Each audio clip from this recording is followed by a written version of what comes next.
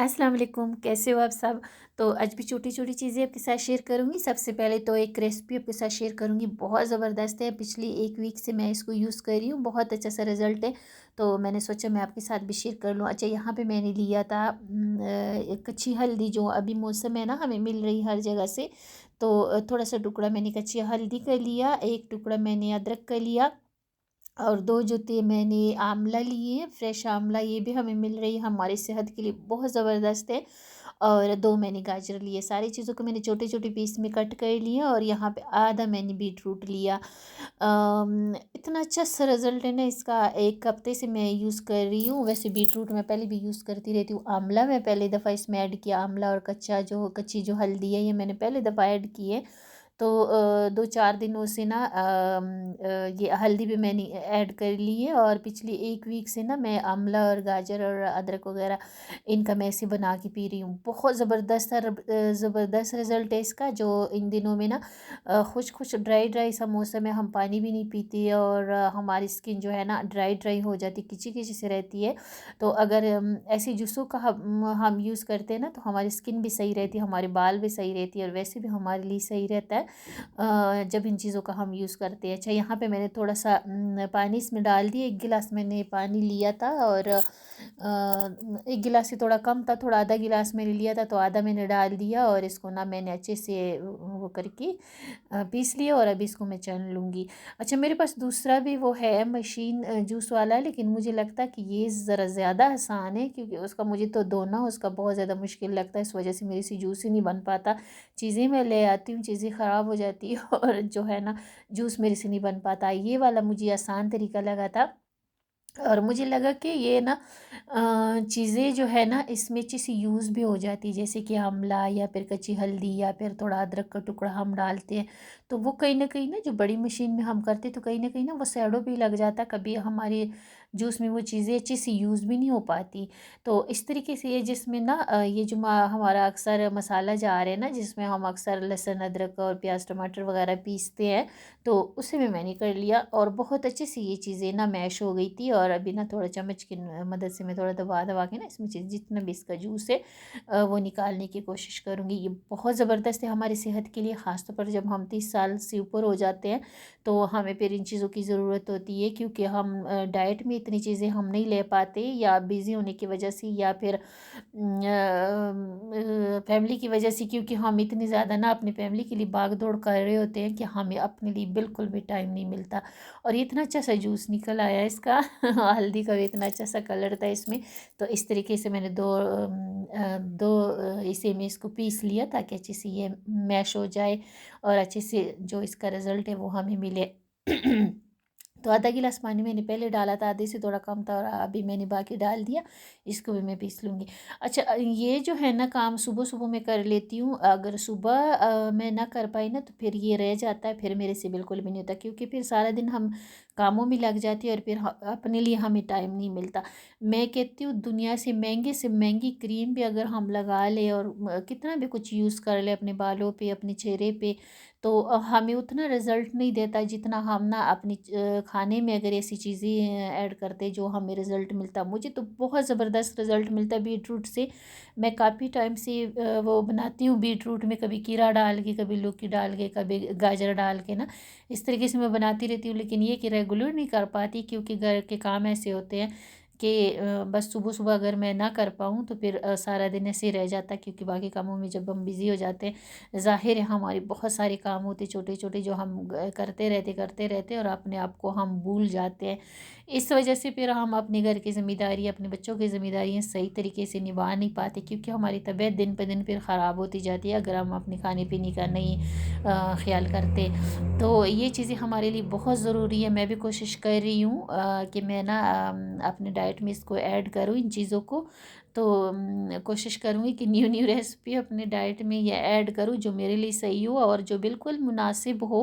ये ना हो कि हम ना अपने लिए स्पेशल चीज़ें ले लेके उसको यूज़ कर सकते हैं। वैसे भी हम जो घर में जो चीज़ें पड़ी होती है, उसको भी हम अगर अलग तरीके से यूज़ कर लेते हैं ना, तो वो हमारे लिए बेहतर होती है। जैसे कि गाजर का मौसम है, गाजर का हलवा अगर बनाए हमें, तो हम बनाए, तो वो हमारे लिए मसलन इतना नहीं होता होता क्योंकि उसमें मीठा होता है, और हम जब 30 साल से ऊपर हो जाते तो हमें इतना मीठा फिर नहीं खाना चाहिए।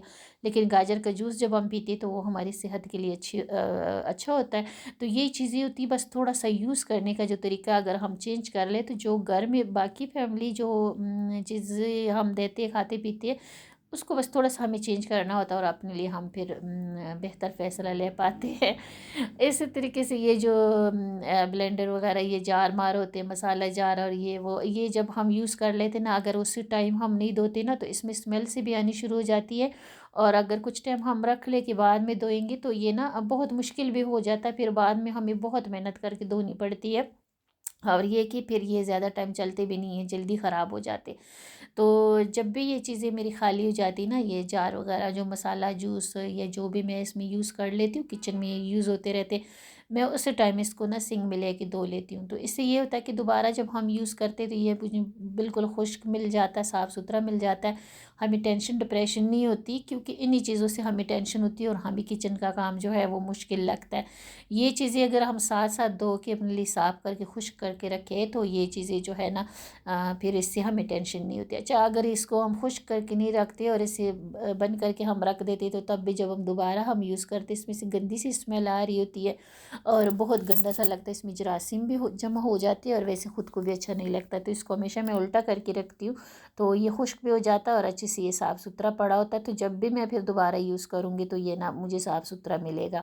तो इससे फिर हमारा कुकिंग का जो काम है वो भी ज़रा आसान हो जाता है और हमें टेंशन नहीं होती। जब हम कुकिंग के लिए आते हैं, हमारा पतीला गंदा हो या फिर हमारी ये मशीनी वगैरह गंदे हो, तो हमें ना बहुत ज़्यादा टेंशन होती है। इस तरीके से ना ये जो स्टील के बॉल होते हैं ना, ये बहुत ज़्यादा मेरी किचन में तो यूज़ हो रहे हैं, सुबह से लेकर शाम तक यूज़ हो रहे होते हैं। पहले मैं प्लास्टिक का वो छोटे छोटे बॉल रखती थी, छोटे भी बड़े भी, लेकिन अब मैंने उसको चेंज कर लिया। मैं स्टील का 2-3 रखे हैं, तो वो ना बहुत ज़्यादा यूज़ होती किचन में। ये आपके पास होनी चाहिए, किचन में आपकी ज़िंदगी आसान हो जाती है। जैसे कि आप देख सकते हो, नाश्ते के मेरे पास बर्तन थे, मैंने जल्दी से धो ली हैं और सारे मैंने नीचे स्टील का बॉल था इसमें मैंने रख दिया। अच्छा, थोड़े से बर्तन थे तो मैंने इसमें रख दिया, अगर ज़्यादा हो तो मैंने एक छोटू सा टब भी रखा होता है तो मैं उसमें रख देती हूँ।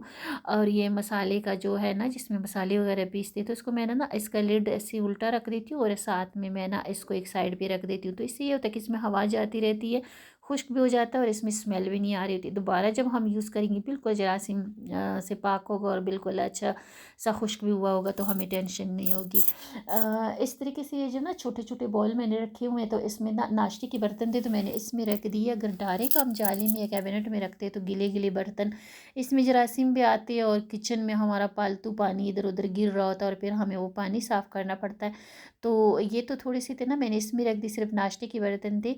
अगर ज़्यादा हो तो मैंने एक छोटू सा टब भी रखा हुआ होता है, तो उसमें मैं रख देती हूँ और फिर जब इसका पानी अच्छे से निचुड़ जाता है तो फिर मैं अपनी जाली में ट्रांसफ़र कर देती हूँ।